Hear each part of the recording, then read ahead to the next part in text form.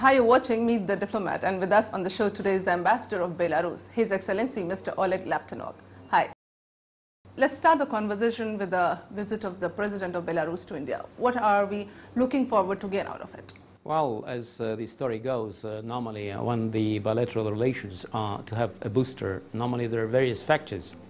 So definitely when we think about expanding bilateral relations, we might think of such factors as grassroots sort of people-to-people contacts, business-to-business contacts, administrative structures to administrative structures contacts. But I think it is very important to have this very significant contributing factor as the highest level visits, because definitely these are the events which are formally and actually in the focus of attention of the entire nation or the nations involved. So definitely we expect that during the forthcoming visit of President of Belarus, Mr. Alexander Lukashenko, which is scheduled for the 16th of April. So we'll be having a very productive discussion with our Indian counterparts, our Indian colleagues. You're saying that this visit is definitely going to strengthen the relationship that has already been very, very cordial. But coming now to India, you take India as an emerging global power. And on the UNSC issue, you've always been supporting India to get the permanent membership in UNSC. Now, when it comes to resolving or solving the issues or the conflicts which are in the Asian region, do you think India would be able to play a major role in it? India might play in the reformed United Nations Security Council, and that's why we're so supportive of the position of your country in the United Nations in general.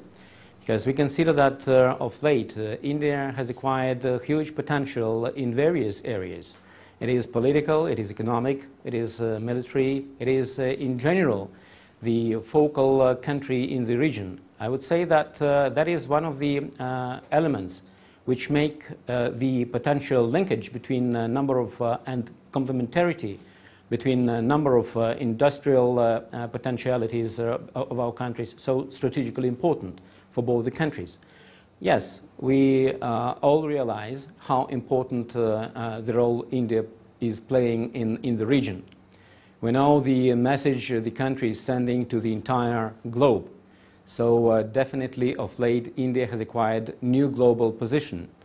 So, and that is why we, as one of the founding members of the United Nations, Belarus is one of the founding members of the United Nations, we are so much supportive of the future potential role your country can play within the Security Council. India and Belarus, we both keep faith in NAM, non-aligned movement. But don't you see some kind of stagnancy in it? That depends on how you view the situation, because actually I would say that probably to the contrary. Of late we observe some sort of revival of activity within the NAM movement. If up to the moment major coordination between the non-aligned countries was in political and economic spheres, and that was precisely in the United Nations that normally the mechanism of coordination of activities between the non-aligned countries was effective. So I would say that today we're observing a situation when non-aligned countries try to pull their efforts together jointly and to formulate their position in other areas like education, culture, science, technology. For instance, of late in the UNESCO, the United Nations Organization for Education, Science and Culture, non-aligned countries have joined together with an initiative to revive the coordination. So I think it is very significant. This is what is the vital role you think NAM can play to contribute to the world?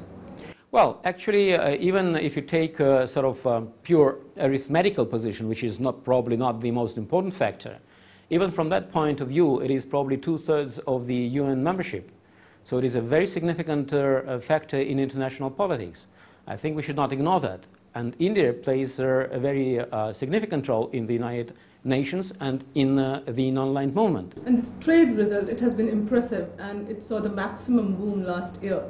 But in the coming years, you say, after 5 years, where are we going to be seeing each other? Well, definitely we hope, and I do believe that we're heading towards further increase of our bilateral trade turnover. Yes, you quite rightly underscored that in recent years, we have been witnessing doubling of the volume of bilateral transactions. For instance, in 2005, it doubled as against 2004, and similar happened last year. There was a little bit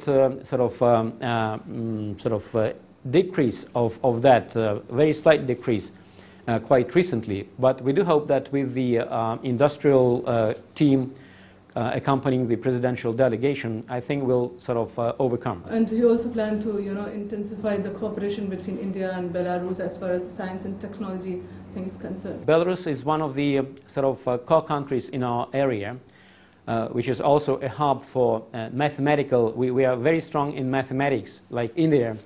Well, so I would say on the one hand, we might be considered as competitors in terms of IT development, but on the other hand, I think when you have the competence in the area, you may benefit from cooperation. So I think that this is another area where we can cooperate, and we have good grounds for that.